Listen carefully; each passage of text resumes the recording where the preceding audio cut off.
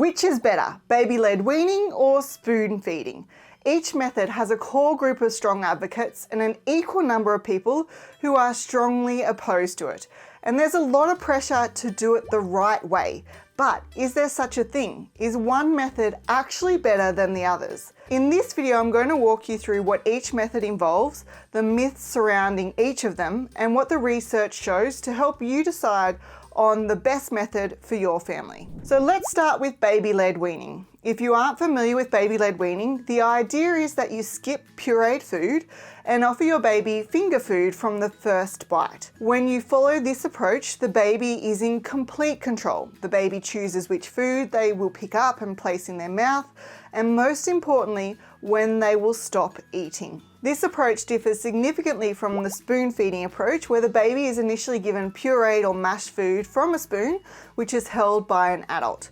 Baby-led weaning advocates argue that when a spoon feeding approach is used, the parent controls the amount of food that is being offered and may inadvertently encourage or force their baby to overeat, and this act alone significantly increases the risk of obesity. Whereas when you follow a baby-led weaning approach and let the baby choose what they will eat and when they will stop eating, they have the ability to regulate their appetite, and this leads to a healthier weight gain and reduces the overall risk of obesity. Although this theory does sound plausible, research doesn't actually support this claim. One study which disputed this claim was actually completed in 2017 by Taylor and her team, and in this study, 206 mothers were randomly allocated into two groups. In one group, the mothers were supported to follow a baby-led weaning approach, and in the other group, the mothers followed that traditional spoon feeding approach when introducing solids.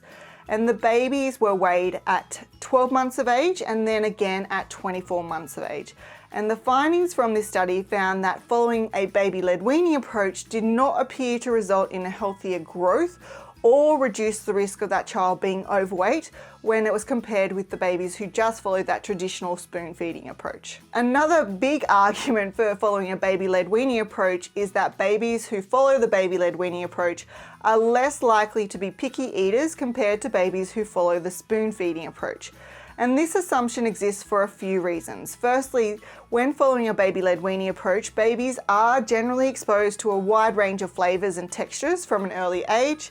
They're encouraged to touch and inspect food, and they generally eat when the family is also eating, and all of these factors can help to reduce picky eating. However, the evidence again is mixed about whether or not baby-led weaning stops babies from becoming picky eaters. There is also the belief that following a spoon feeding approach may delay oral motor development, and the baby may develop a preference for soft food and have a hard time managing textured food, and this will result in them being a picky eater. Now, this is possible if the baby is only given pureed food in that first year of life, but only giving the baby pureed food for their first year of life is not following the spoon feeding approach.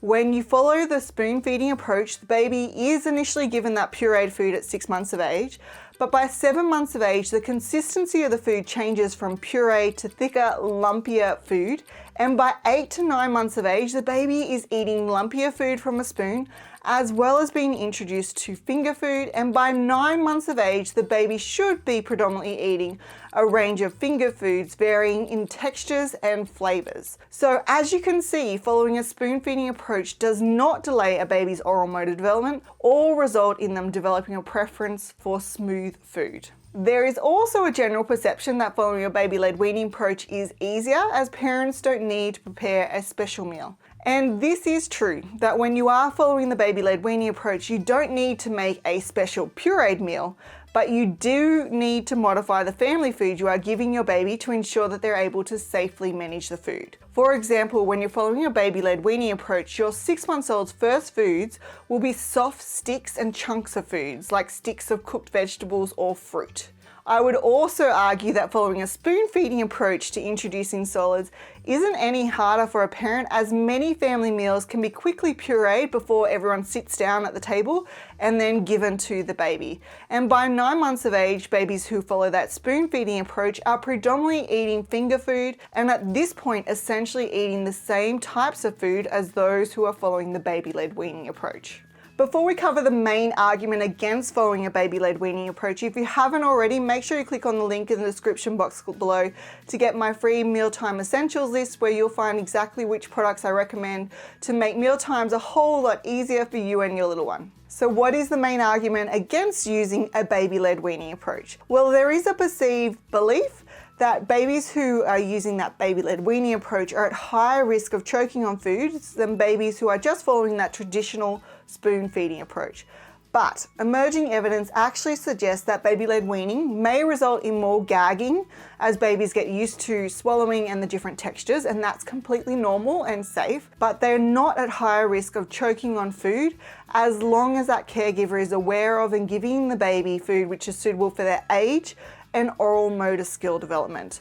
This finding was supported by a randomized control study completed in 2016, where the researchers found that if an infant's parents was actually given advice on how to minimize choking risks when they were implementing a baby-led weaning approach, those infants were not more likely to choke on food than infants that were following that traditional spoon feeding approach. So as you can see, based on this evidence, it is obvious that there's no right way to introduce solids. What's important is that you choose the method which suits you and your family best. Regardless of which method you choose to use with your little one, it's important that you know the common foods which babies are at higher risk of choking on. So make sure you check out this video next to find out what these foods are and how you can minimize the risk for your little one. Thanks for watching, and I will see you next week where I'll share more parenting tips and tricks.